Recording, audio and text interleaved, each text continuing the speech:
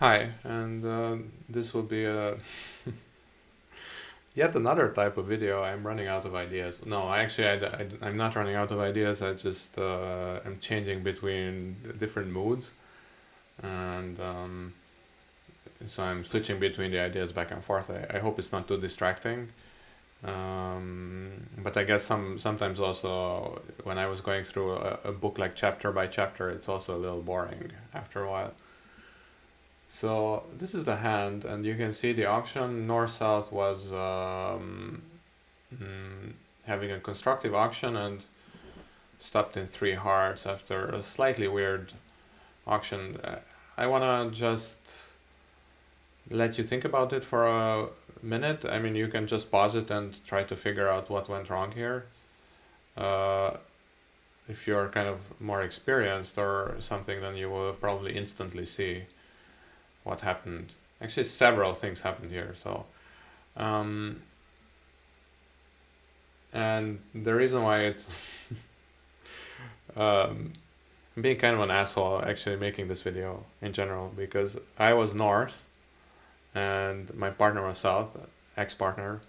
Uh, like I said, I stopped playing bridge in Germany, and this hand was well, okay, not one of the reasons, but it would be a little too much to be said. I played this like last June. Wait, the June before last, so it was 1.5 years ago. So I've still played for another year and a half.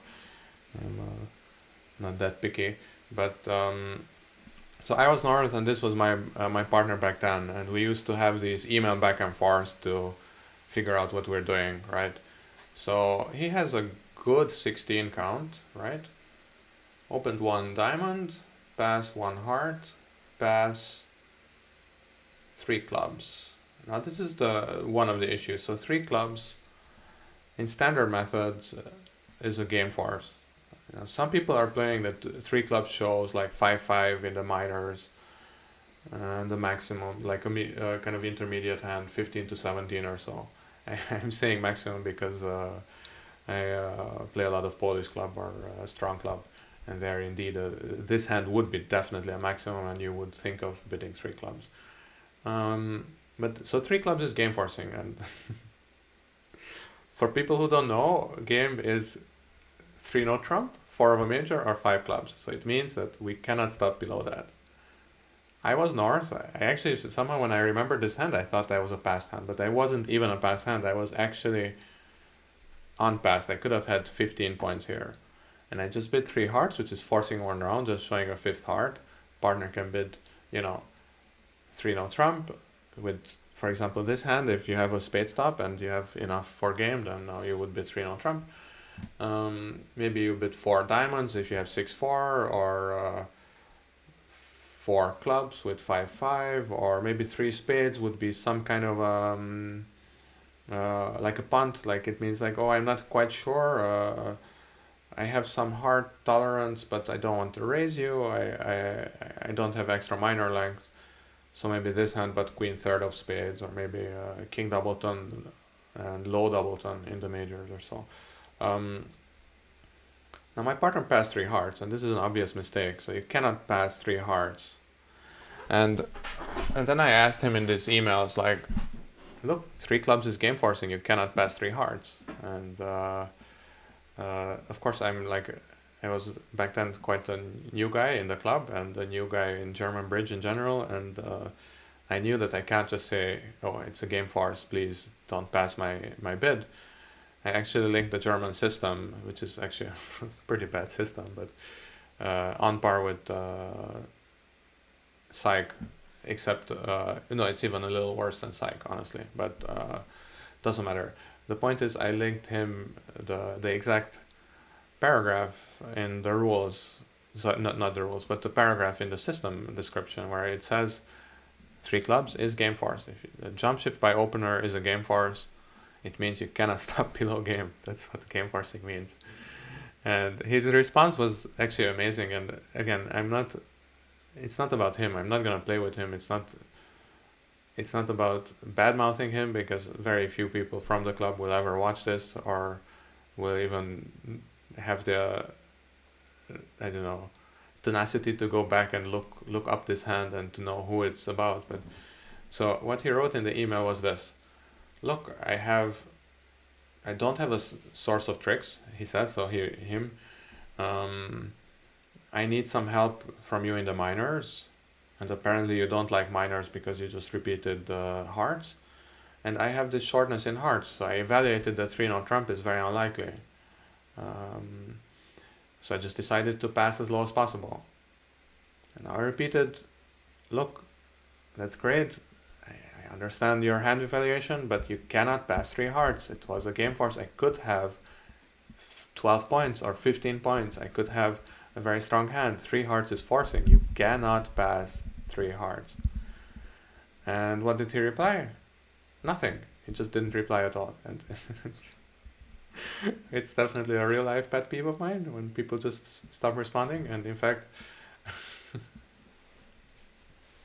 I was looking through these emails and I realized that we just stopped analyzing all hands altogether. And in the next 6 months, we were still playing, but we never analyzed any hands anymore. And I was still explaining him stuff, but he just always just assumed that it's just some weird Romanian standard that I'm talking about, and he knows better. That's the basic gist of it. So, because also my German isn't fluent, like you probably heard my German. I have some German videos. It's not so good. It's decent. I'm basically fluent or close enough to fluent, but you will obviously hear I have a weird accent and I make mistakes all the time. Like basically every sentence would have a syntax error or a grammar or whatever. So it just always sounds like I don't know what I'm talking about, even though I can link the document. My partner will always just assume, well, yeah, it's his opinion, it's fine, I'll just nod and just go away and he will forget. So that was kind of the attitude. So what are the lessons from this hand? Number one, this is an overbid. So he's right. Yeah, now that he bid these 3 clubs, now he has an issue here. He doesn't know what to do because he's imagining different kinds of hands, and of course lots of these hands, like a minimum like this, actually game isn't so good. In parentheses, I would like to mention 3-note trump is actually makeable here, somehow double dummy. I didn't sit down and analyze, but obviously East-West don't have a lot of tricks to take, and somehow North-South will develop some tricks. I have no idea how actually, but apparently it's possible. It's some kind of end plays, and East-West needs to like stay off lead and stuff, and somehow you make it. I'm not gonna try to figure out how. But the main point is this: when you did decide to bid 3 clubs, it's an aggressive call, it's an overbid, but okay, look, you have this ace jack 10, king queen jack 10. It's a nice hand. Now you evaluated your hand as a game force. Now you cannot reevaluate it later. You just have to stick to the plan. The plan is, we're in a game force, partner rebid his hearts, I have a spade stop, it's a spade double stop 99% of the time.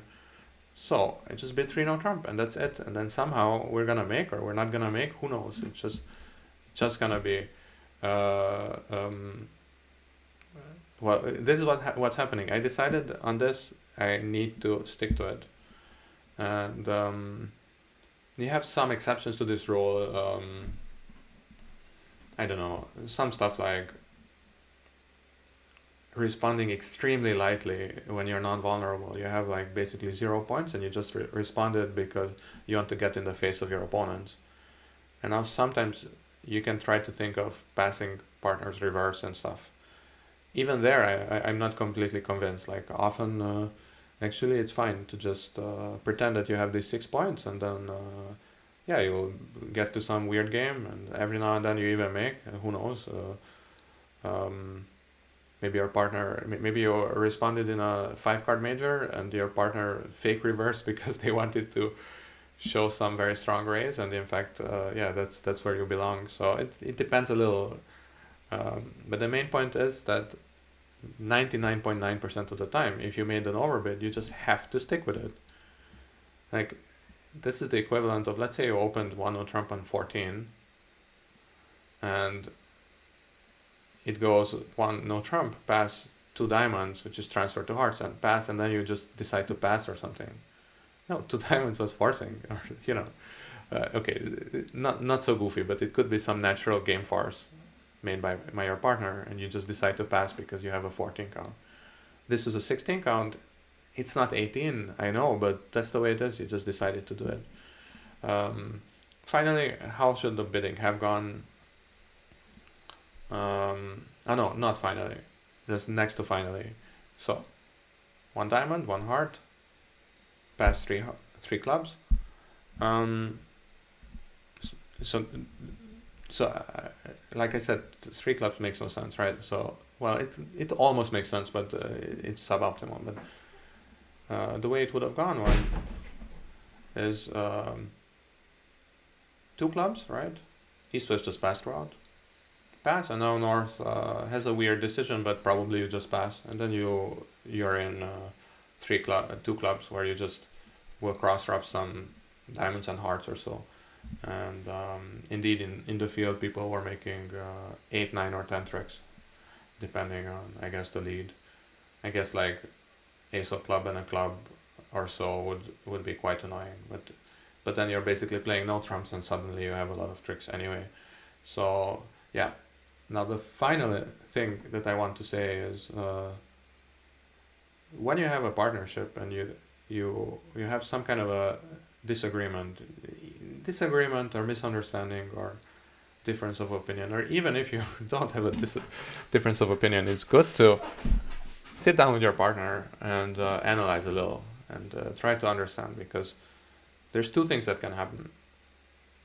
One, you figure out that actually your partner and you are completely on the same wavelength. It's just, I don't know, maybe your partner just said like, look, I was having a bad day and I wanted to force the game on a 16 count or something. I don't know. You can say it, and then I would say, oh yeah, no, I have that sometimes too. I overbid too. It's fine, right? Or maybe our partner says, yeah, look, actually, I know that normally I'm not supposed to pass it, but I just had this weird feeling and I passed it. Now you can start to say, well, okay, but I would really appreciate you not to do it, because who knows where you got that information from. Maybe you had a read from me or something. Just please, let's stick to the system. And then you just have this back and forth. Also good. Now, so this is number one. If you two agree on what the right action is, but you have some kind of a different circumstance or something, right? But then whenever you have this conversation and you figure out that you're on the same wavelength, that's great. It always just gives you some extra confidence that you're playing with the right partner. So it actually helps a lot. Case number two is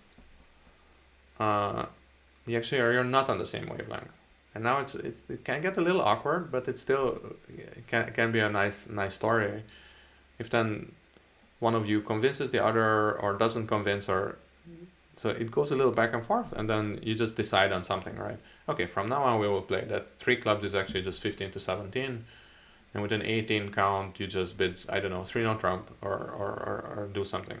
Now, I happen to think that's a pretty bad agreement, but it's better than having two different agreements and the two different people being on a completely different wavelength. So often, obviously, it's a little bit of like push and pull, or you're like negotiating a little, but that can be fun too. And it's always nice to have this feeling of like, good, now we had this one thing, but it's not going to happen again. It can have this kind of a secondary effect, like a side effect of like, well, okay, now we dodged this bullet or we figured this out, but how many other things there are in which we're not on the same wavelength? So it can get a little scary, but at least you can think of like, okay, well, there's one fewer source of possible disasters with this partner. So and also it feels always nice. It feels nice if your partner says, oh, look, I know it's not standard, but I really like this treatment, so could we please play it? And it always feels nice to say, yes, let's just play it. It's fine. I'm not convinced, but look, I've played I've played worse stuff, so let's just do it. And what you shouldn't do is number 3, is just ignore the email altogether and pretend that nothing happened. I don't even know. Like it's just completely basic, I think. But yeah, that's the approach that some people like to take. Just like say like, well, look, it's not a big deal. I don't know. It's just simply, it's important to know this kind of basic stuff. Like he was constructing hands with a 6 count, with a 9 count, with a 10 count. I don't know. Like constructing hands on which hands would make 3-note trump and which wouldn't. You can try to do it to some extent the previous round, right? When you are deciding between 2 clubs and 3 clubs. Try to construct some hands that would pass 2 clubs, which is bad, maybe. And try to construct some hands um, which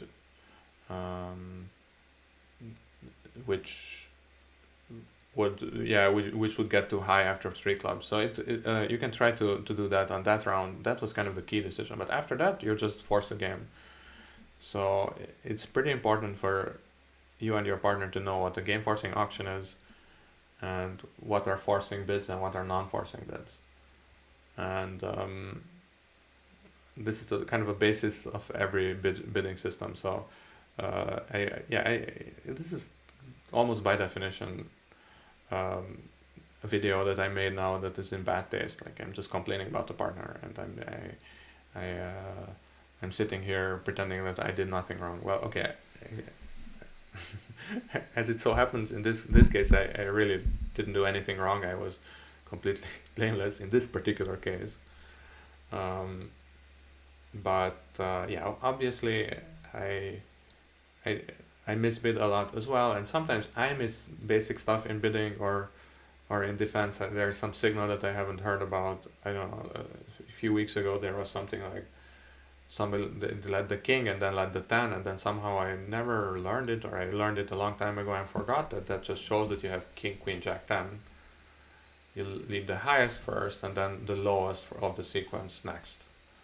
And that's a very basic leading agreement, and I just somehow didn't know it, or it was somehow not in my repertoire. But yeah, you just learn this stuff, and then you just grow as a player. And even if it's not standard, important is that you and your partner know what your system is. Anyway, which in this case didn't happen, and we played all the way until January, so until a year ago, and that's when I wrote like a 5-page document explaining this kind of stuff, like what is forcing and what is not forcing, and I said, please, it's just a suggestion, like could you just read it and just suggest like, oh, I don't like this, I like this, I don't like this.